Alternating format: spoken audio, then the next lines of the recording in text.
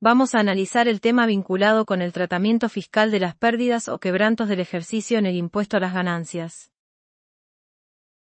Oclander nos señala que el régimen especial de quebrantos tiene en todas las legislaciones, como causa principal, la diferente extensión del periodo fiscal con respecto al ciclo económico. El periodo fiscal tiene vinculación de dependencia directa con la anualidad del presupuesto estatal y con sus lógicas necesidades, tales como la recurrencia y regularidad que deben caracterizar a los ingresos tributarios. También se acomoda al ciclo contable de las empresas, el cual responde a la tradición del balance anual como forma de medir ganancias o pérdidas de dichas actividades, que fue receptado luego por las normas jurídicas y técnicas. Pero diversa es la situación que se presenta en la realidad de los negocios y de las actividades económicas en general en cuanto al periodo temporal en que fructifican o se completan, y permiten tener cabal medida de su resultado. Por ello, la anualidad estricta en la determinación de la renta no es idónea para medir la capacidad contributiva, en la medida que deja de contemplar la irregularidad de los resultados como consecuencia de, entre otras posibles, las siguientes situaciones. Existencia de actividades que tienen ciclos de producción superiores al periodo anual. Variaciones cíclicas que se producen en el desarrollo de las actividades económicas. Inexistencia de beneficios e, incluso, generación de quebrantos, en los primeros años de iniciación de nuevas actividades que requieren grandes inversiones. En definitiva, para el autor, la anualidad en la medición del resultado es puramente convencional y, además, absolutamente provisional, mientras no se contemple el ciclo económico completo o finalice la existencia del titular de la actividad.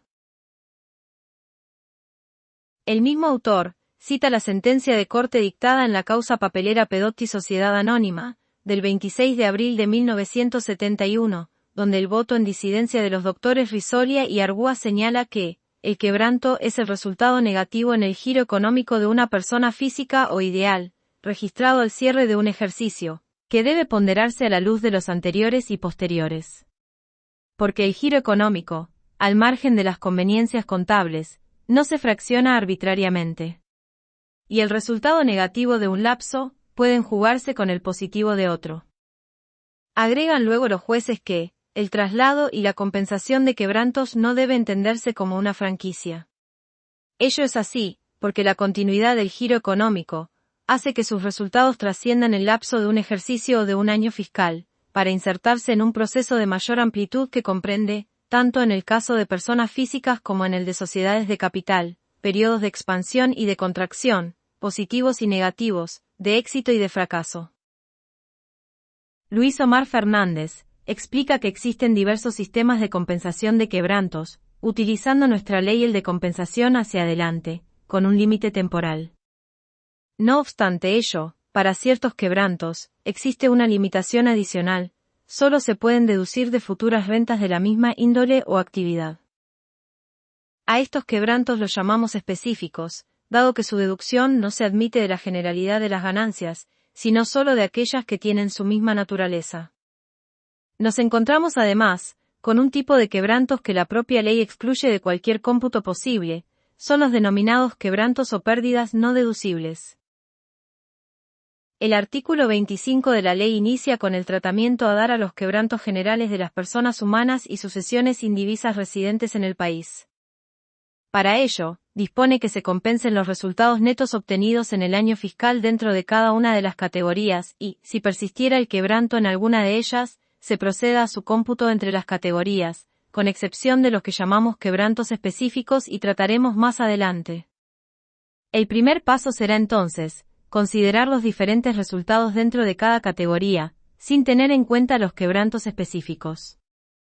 Si alguna de las categorías arrojara un resultado negativo, el segundo paso consiste en compensar el quebranto con el resto de las categorías, en el siguiente orden sucesivo.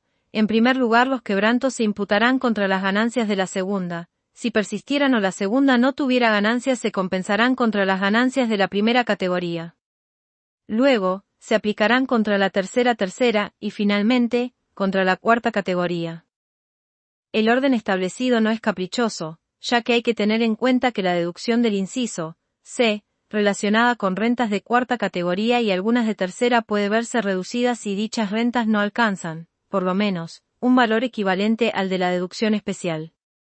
Por ello, la cuarta y la tercera son las últimas a considerar en la compensación de quebrantos entre categorías, para tratar de no afectar la deducción especial del inciso C.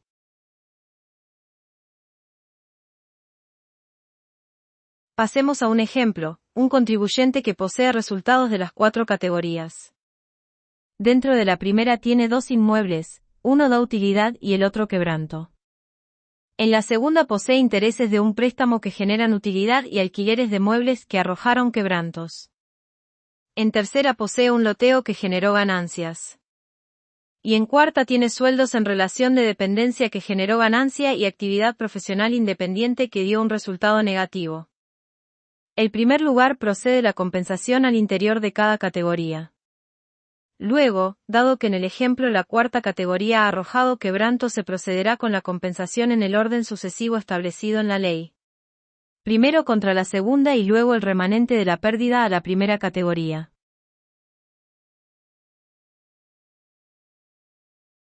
Vemos entonces que hay 2 instancias sucesivas de compensación del quebranto generado durante el ejercicio. Luego, tendremos una tercera instancia o compensación, que permitirá utilizar los quebrantos de ejercicios anteriores. Esta tercera compensación se realiza antes de practicar las deducciones personales, ya que ellas no pueden generar ni incrementar los quebrantos existentes.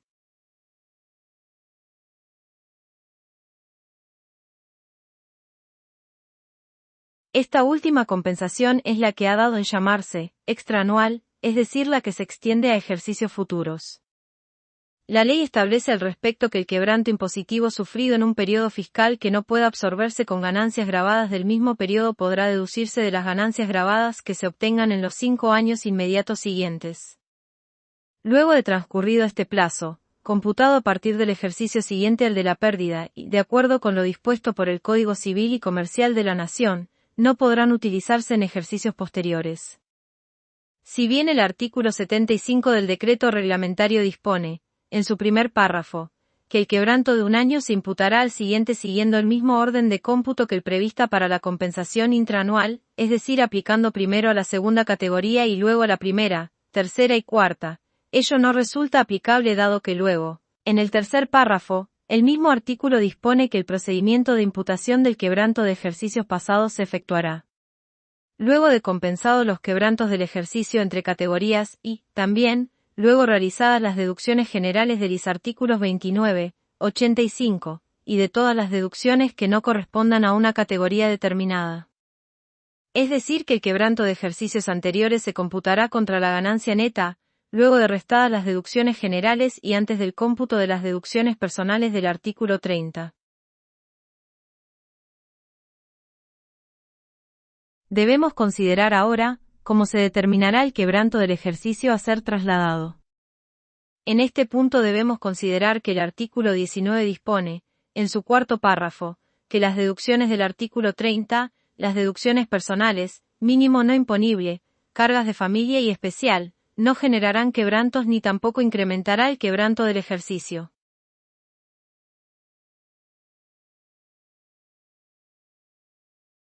Si estamos ante una persona jurídica debemos distinguir las transparentes de las sociedades incluidas en el artículo 73. Las primeras asignan el resultado del ejercicio directamente a sus socios, salvo que hubieran hecho la opción por tributar como una del 73. El socio, persona humana o sucesión indivisa, tendrá entonces un quebranto que juntará con el resto de sus resultados de conformidad a lo que hemos visto antes. Los sujetos incluidos en el 73 son sujetos de la obligación por lo que no distribuyen sus ganancias sino que determinan su impuesto y lo ingresan en su cabeza. Estos deberán, por lo tanto, hacer las mismas consideraciones que las personas físicas respecto de la utilización y traslado de quebrantos. La única salvedad que hay que hacer es que, en estos sujetos rige la posibilidad de deducir honorarios asignados al directorio. Dicha deducción será analizada en otro vídeo, por lo que nos limitamos a señalar que esta deducción está sujeta a una limitación cuantitativa que se determina en función a una fórmula. En esta fórmula deberá considerarse el cómputo de los quebrantos de ejercicios anteriores.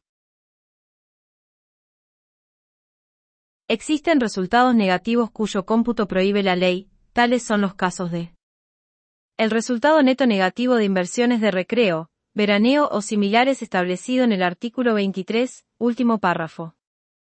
Y las pérdidas provenientes de operaciones ilícitas que se establece en el inciso J del artículo 92.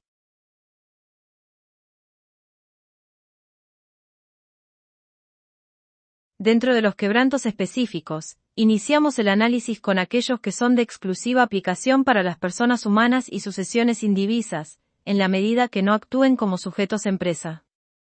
Es decir, que obtengan ganancias de primera, segunda, cuarta o de tercera, en este último caso exclusivamente por loteos con fines de urbanización o enajenación de inmuebles edificados y sujetos al régimen de propiedad horizontal, o de otras ganancias que no puedan ser imputadas a otras categorías.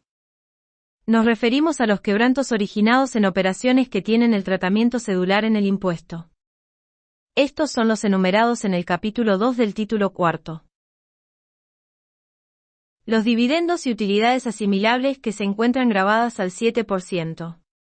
Parece raro, pero podrá darse el caso de un quebranto en estas cédulas si se consideran deducibles, por ejemplo, el impuesto sobre los bienes personales por las participaciones societarias y otros gastos que puedan considerarse vinculados con estas ganancias, como por ejemplo los gastos de traslado para asistir a asambleas de accionistas y honorarios pagados a apoderados o asesores. También encontramos en este capítulo el resultado por operaciones de enajenación de acciones, valores representativos y certificados de depósito de acciones y demás valores, cuotas y participaciones sociales, incluidas cuotapartes de fondos comunes de inversión y certificados de participación en fideicomisos financieros y cualquier otro derecho sobre fideicomisos y contratos similares, monedas digitales, títulos, bonos y demás valores. Por último, el capítulo 2 se ocupa de dar tratamiento cedular a las operaciones de enajenación y transferencia de derechos sobre inmuebles. Si desea ampliar el análisis de cada una de estas actividades, los invitamos a ver nuestros vídeos específicos de cada tema. Además de estas tres situaciones, a partir de 2024 se suma dentro de lo que conocemos como impuesto cedular, una nueva categoría que también goza de la caracterización de quebranto específico en el supuesto de que su resultado arroje pérdida. Estamos hablando de la reforma de la Ley 27.725, que incorporó con el tratamiento cedular a los mayores ingresos originados en el trabajo en relación de dependencia, las jubilaciones y las pensiones. Este tema también es tratado en profundidad en otro vídeo, por lo que te invitamos a verlo. A los fines del tema que estamos tratando, vemos que nos encontramos con 4 tipos de actividades u operaciones que, dado su carácter cedular, si llegara a producir un quebranto, este solo podrá ser absorbido por futuras ganancias de la misma cédula. Es decir que, si tengo un quebranto por venta de acciones, solo podré compensarlo con ganancias de alguno de los instrumentos mencionados en el artículo 98, ya sea dentro del mismo ejercicio o en los 5 ejercicios siguientes. No podré compensarlo con ganancias grabadas por el método global ni tampoco con ganancias cedulares pero de otra naturaleza, dado que la ley dispone expresamente que los quebrantos considerados de naturaleza específica solo podrán computarse contra las utilidades netas de la misma fuente y clase, y que provengan, además, de igual tipo de operaciones en el año fiscal en el que se experimentaron las pérdidas o en los 5 años inmediatos siguientes. Agrega además la ley que, se entiende por clase, al conjunto de ganancias comprendidas en cada uno de los artículos del citado capítulo 2. Nos queda ahora por definir si, los quebrantos no específicos pueden ser aplicados a ganancias de actividades que pudieran dar lugar a quebrantos específicos. En los casos que estamos analizando debemos entender que no, ya que el propio artículo 25 establece que no serán compensables los quebrantos impositivos con ganancias que deban tributar el impuesto con carácter único y definitivo, ni con aquellas comprendidas en los capítulos 2 y 3 del título cuarto de la ley.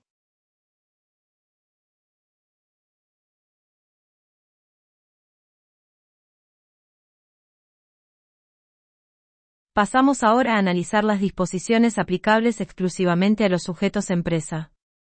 Estos son los incluidos en el artículo 53, incisos A, B, C, D, E, y en su último párrafo.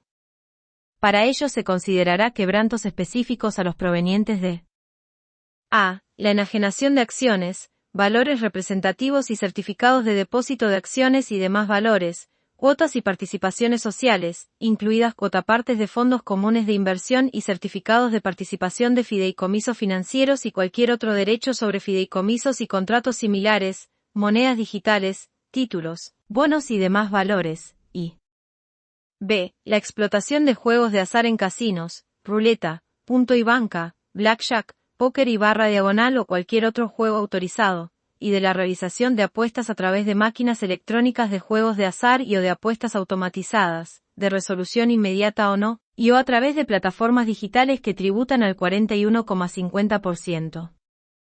La mención específica de las acciones y demás títulos valores resulta razonable ya que, siendo que si las operaciones se realizan a través de un sujeto empresa ellas no están alcanzadas por el impuesto cedular, se podría evitar la limitación al cómputo del quebranto establecida para los sujetos no empresas simplemente realizando estas operaciones a través de una sociedad o una explotación unipersonal. Con respecto a los juegos de azar, la especificidad del quebranto tiene razón de ser por la diferencia de alícuota que tienen estas actividades. Ahora bien, es claro que los quebrantos de estas actividades u operaciones no se pueden computar contra ganancias no específicas. Pero, a la inversa, ¿funciona igual? Los quebrantos por actividades no específicas se pueden computar contra estas ganancias. En el caso de las acciones y títulos no vemos inconveniente ya que ambos resultados, los comunes y los específicos van a quedar grabados a la misma alícuota. No sucede lo mismo con los juegos de azar ya que para ellos se ha dispuesto un régimen de tipo cedular. Deben discriminarse sus ingresos y gastos y determinar el impuesto por aplicación de la alícuota proporcional incrementada. Además, a diferencia de lo que vimos para las personas humanas y sucesiones indivisas no empresa, que tienen previsto una disposición en el artículo 25 que prohíbe esta compensación, no tenemos en este caso, nada expresamente previsto por el legislador. Imaginemos una sociedad que explota un casino y un hotel. El casino grabado al 41,50% y el hotel a la escala progresiva que va hasta el 35%.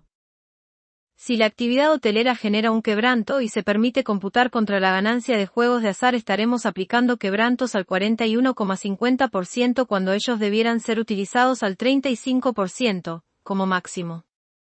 En este caso, nos parece que si bien la ley habla exclusivamente de que los quebrantos de juegos de azar no pueden ser imputados a otras ganancias y no a la inversa, del conjunto de las disposiciones legales surge que estamos ante una categoría cedular nueva, por lo que los quebrantos de otras actividades no pueden ser traídos a esta para su cómputo. Pasamos ahora a considerar los quebrantos específicos para todos los sujetos. Cualquiera fuera el sujeto que los experimente, serán considerados como de naturaleza específica los quebrantos generados por derechos y obligaciones emergentes de instrumentos o contratos derivados, a excepción de las operaciones de cobertura. Los contratos derivados son aquellos en los cuales una parte acepta asumir un riesgo relacionado con la evolución futura de una variable subyacente a cambio de una contraprestación dineraria o de la asunción de otro riesgo por su contraparte. El elemento caracterizante de este género de contratos es que su valor económico se encuentra directa o inversamente relacionado con el valor de una variable subyacente mencionada en el mismo. Justamente por esta relación es que se los conoce como derivados, pues el valor económico de los mismos deriva del valor de una variable subyacente. En consecuencia, no es posible determinar la utilidad o pérdida que emergerá de un contrato derivado sin conocer el valor de la variable subyacente relacionada. Estas operaciones con derivados suelen tener un fin especulativo. Los inversores pueden utilizarlo para apostar sobre el precio futuro del activo subyacente. Por esta característica entendemos que se le ha dado el tratamiento de no computable a estas operaciones. Sin embargo, también pueden utilizarse por las empresas para cubrirse de riesgos. Puede suceder que determinados riesgos empresarios no puedan ser asegurados, por lo que contratar un derivado financiero puede resultar una solución. Estas operaciones de cobertura no son consideradas en la ley como quebrantos específicos. Pongamos un ejemplo de cobertura. Un productor agrario planea sembrar soja. Teniendo en cuenta los costos de producción, recurre al mercado de futuros para conocer su precio, supongamos de $250 americanos, siendo el valor actual de mercado es de $200 americanos.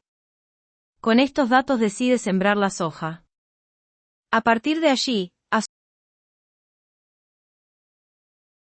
asumen un riesgo derivado del hecho de que los precios pueden no mantenerse conforme las previsiones de futuro. Al momento de poder vender su producción pueden mantenerse, pero también subir o bajar. Para asegurarse el precio de venta contacta a su agente en el mercado de derivados y le ordena vender la producción que estima obtener, cerrando el precio en $250 americanos, por lo que se ha asegurado el precio. Supongamos ahora que el precio de mercado al momento del vencimiento del contrato es de $260 americanos. Por la operación de futuro, el contrato derivado ha perdido $10 americanos. Ya que lo colocó, vendió futuros a $250 americanos y ahora debe volver a comprarlo a $260 americanos. Este sería un quebranto específico. Sin embargo, ya que la operación fue realizada para cubrir el resultado del futuro, no se puede separar del resultado propio de la actividad del productor, ya que éste va a vender la soja para cumplir con el futuro y obtendrá $260 americanos, $10 americanos más de lo que había planificado, por lo cual las diferencias se anulan entre sí y el productor obtiene el precio que había fijado antes de iniciar la producción. Si se considerara el quebranto como específico, estaríamos distorsionando la realidad económica de la operación, ya que no tuvo fines meramente especulativos, sino que ha sido desarrollada como una estrategia empresaria destinada a cubrir los riesgos propios del negocio. Es decir que, una transacción o contrato derivado se considerará como operación de cobertura si tiene por objeto reducir el efecto de las futuras fluctuaciones en precios o tasas de mercado, sobre los bienes, deudas y resultados de la o las actividades económicas principales. El artículo 76 del decreto reglamentario enumera las condiciones que debe cumplir un instrumento o contrato derivado para ser considerado como una operación de cobertura. Ellas deben cumplirse concurrentemente y son: que tenga por objeto reducir el efecto de las futuras fluctuaciones en precios o tasas de mercado, sobre los bienes, deudas y resultados de la o las actividades económicas principales, es decir, cuando el perfil de posibles resultados de un instrumento y /diagonal o contrato derivado o una combinación de ellos, se oriente a compensar el perfil de posibles resultados emergentes de la posición de riesgo del contribuyente en las transacciones respectivas. Entre las fluctuaciones citadas también se encuentran comprendidas las que devienen de precios o de tasas de mercados que se apliquen a la adquisición de bienes y servicios, así como al financiamiento, que se lleven a cabo en el desarrollo de la o las actividades económicas principales del contribuyente. Posea vinculación directa con la o las actividades económicas principales del contribuyente y que el elemento subyacente también guarde relación con la o las actividades aludidas. Sea cuantitativa y temporalmente acorde con el riesgo que se pretende cubrir, total o parcialmente, y que en ningún caso lo supere.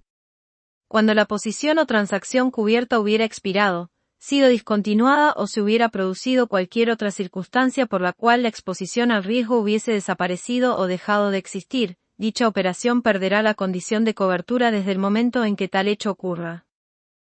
Se encuentra explícitamente identificada desde su nacimiento con lo que se pretende cubrir.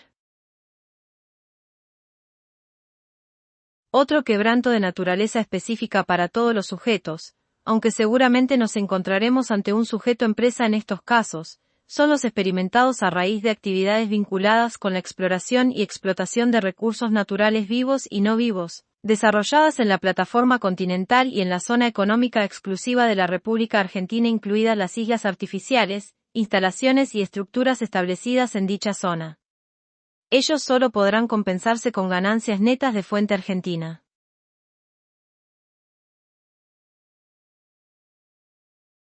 Finalmente, también deben ser considerados específicos por todos los sujetos, los quebrantos provenientes de actividades cuyos resultados se consideren de fuente extranjera, solo podrán compensarse con ganancias de esa misma fuente. Además, en el artículo 131 de la ley se define el mecanismo para compensar estos quebrantos dentro de cada categoría y entre las categorías que generan fuente extranjera, así como también el traslado hacia el futuro por 5 años. Están comprendidos en estos quebrantos los resultados de todas las categorías y de los establecimientos permanentes en el exterior, propiedad de residentes en el país. En estos casos, los quebrantos de fuente argentina sí podrán compensarse con las ganancias de fuente extranjera. Es decir, No se puede trasladar un quebranto de fuente extranjera a una ganancia de fuente argentina, pero sí a la inversa, un quebranto de fuente argentina, sí podrá aplicarse contra una ganancia de fuente extranjera. También en la fuente extranjera tenemos, a su vez, quebrantos específicos en el artículo 132. Enumerando a los derivados de la enajenación de acciones, valores representativos y certificados de depósito de acciones y demás valores, cuotas y participaciones sociales, incluyendo fondos comunes de inversión o entidades con otra denominación que cumplan iguales funciones y fideicomisos o contratos similares, monedas digitales, títulos, bonos y demás valores, cualquiera fuera el sujeto que los experimente. Ellos solo podrán computarse contra utilidades netas de la misma fuente, extranjera, y que provengan de igual tipo de operaciones.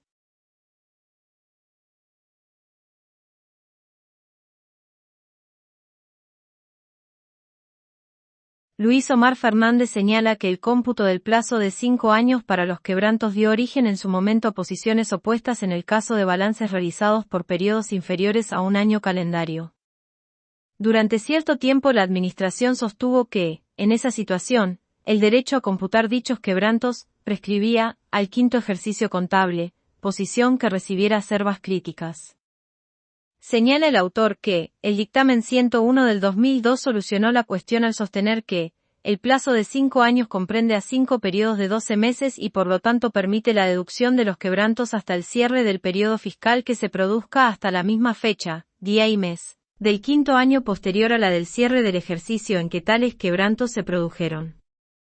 Este criterio se encuentra plasmado actualmente en la ley, ya que se menciona que el cómputo debe realizarse de acuerdo con lo dispuesto por el Código Civil y Comercial de la Nación.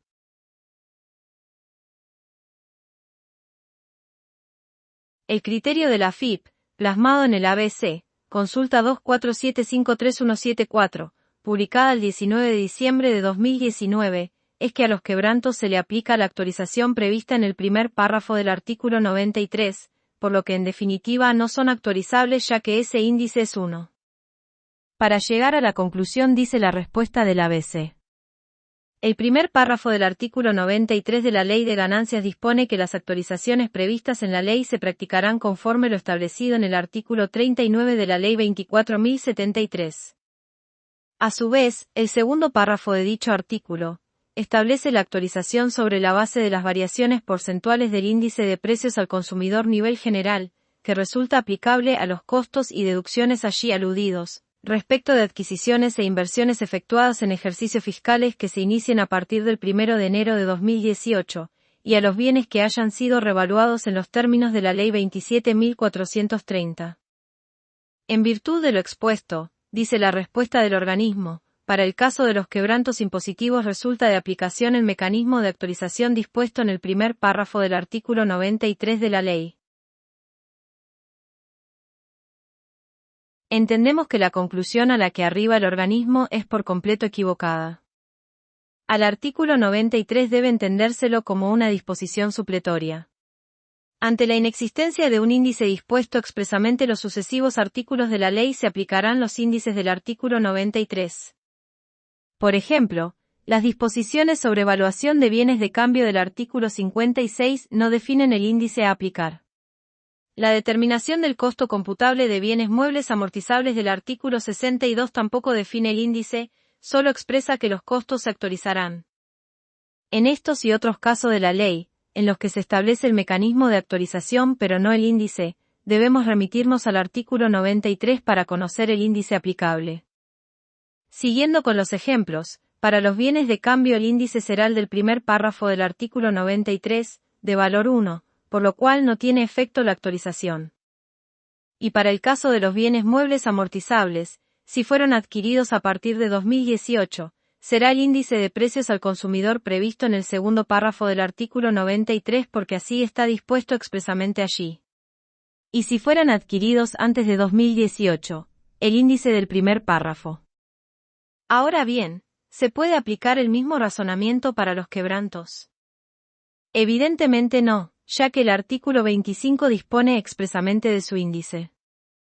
Dice el penúltimo párrafo del artículo que, los quebrantos se actualizarán teniendo en cuenta la variación del índice de precios internos al por mayor, publicado por el Instituto Nacional de Estadística y Censos, organismo desconcentrado actuante en el ámbito del Ministerio de Hacienda, operada entre el mes de cierre del ejercicio fiscal en que se originaron y el mes de cierre del ejercicio fiscal que se liquida. Si bien este texto es anterior a la reforma de la Ley 27.430, podemos entender que la reforma, al modificar el artículo 93, modificó también el artículo 19, hoy 25, eliminando implícitamente la aplicación del índice de precios al por mayor para los quebrantos.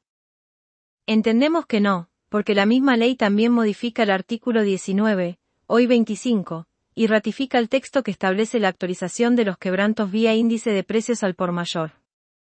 Decir que, si bien el artículo 25 dispone del índice para actualizar quebrantos, no debe aplicarse por cuanto el artículo 93 establece los dos únicos índices aplicables para todas las actualizaciones, es reconocer una imprevisión del legislador, que no borró el índice del artículo 19, hoy 25. Sería como decir lo siguiente: como el legislador se olvidó de eliminar el índice del artículo 19, no vamos a tener en cuenta la letra de la ley en ese párrafo, sino que vamos a aplicar el artículo 93, porque este es de aplicación a toda la ley, cosa que el propio artículo 93 no dice, independientemente de lo que digan cada uno de los artículos. Debemos recordarle al organismo que, entre muchos fallos de la Corte, podemos citar el de Rey Vázquez Ger y asociados contra Municipalidad de la Ciudad de Buenos Aires, donde la Corte ha dicho que la inconsecuencia o falta de previsión no se supone en el legislador, por esto, se reconoce como principio que las leyes deben interpretarse siempre evitando darles un sentido que ponga en pugna sus disposiciones, destruyendo las unas por las otras, y adoptando como verdadero el que las concilie y deje a todas con valor y efecto. Según la respuesta de la Administración, se pondría en pugna dos artículos de una misma ley, cuya redacción data de la misma modificación. Esto sin lugar a dudas es suponer una inconsecuencia del legislador, vedada por la Corte desde vieja data. Por lo tanto, debemos concluir que, los quebrantos se actualizan de conformidad con el penúltimo párrafo del artículo 25.